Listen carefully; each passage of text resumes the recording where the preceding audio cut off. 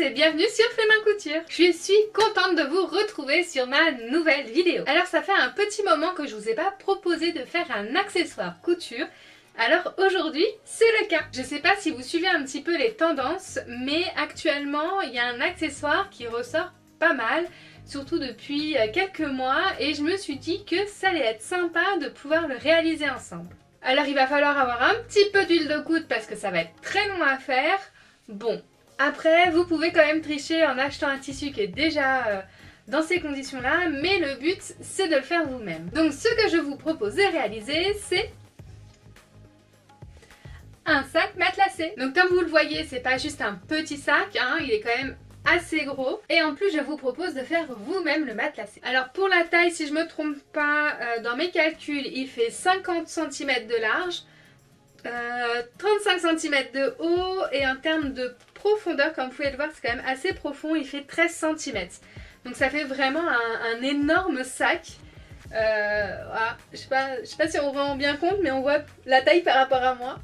C'est vraiment un très gros sac, hyper pratique du coup, et moi aussitôt fait, bien sûr, aussitôt utilisé, je pars au travail avec et je peux mettre tout mon bordel dedans, c'est trop bien. Donc comme je disais, on peut tricher et acheter un tissu qui est du coup déjà matelassé, mais moi dans ma vidéo, je voulais pas, je voulais utiliser du tissu que j'avais en stock, et j'ai eu assez d'ailleurs, donc j'étais trop contente. J'avais également de la mousse un petit peu en stock.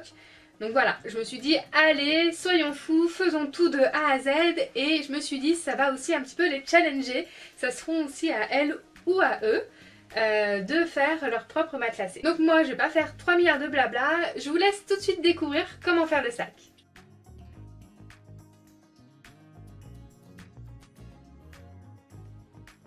Pour réaliser ce sac, on a besoin de 80 cm sur 140 cm de tissu type lin épais ou coton épais, 70 cm sur 140 d'un tissu doublure ou viscose, 70 cm de ouate plus ou moins épaisse, d'une grande règle, de fil assorti, de paires de ciseaux tissu, de pinces et d'un stylo effaçable.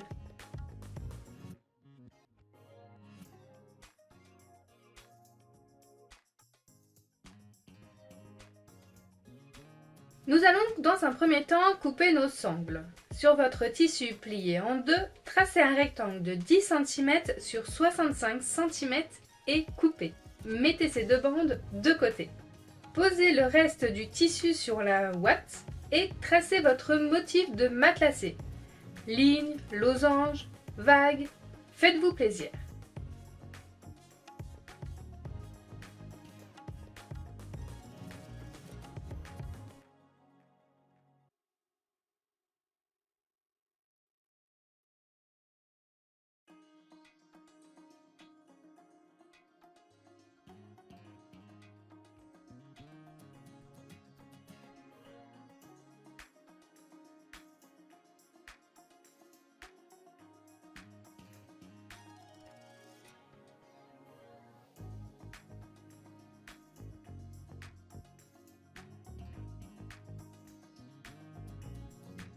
Une fois votre couture de matelassage fait, pliez-le en deux et tracez un rectangle de 52 cm sur 37 cm et un second rectangle de 62 cm sur 15 cm.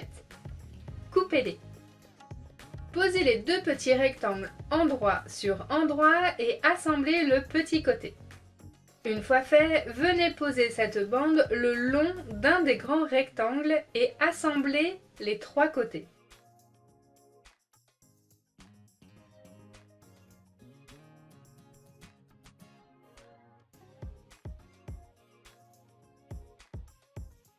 Faites la même opération avec l'autre grand rectangle.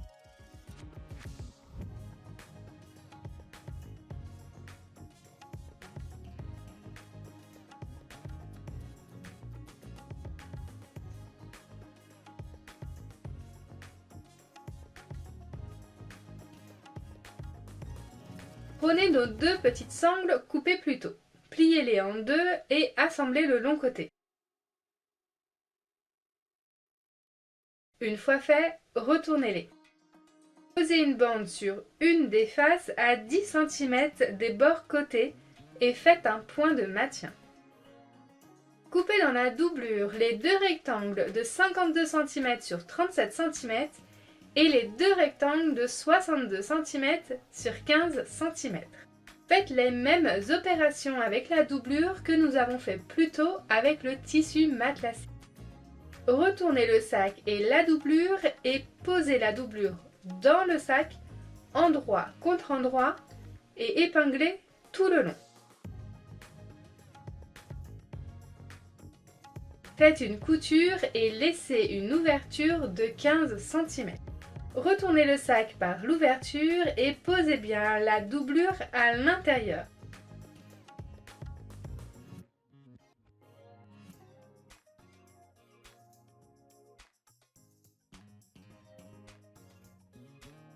Faites une couture tout le long à 5 mm pour bien la plaquer.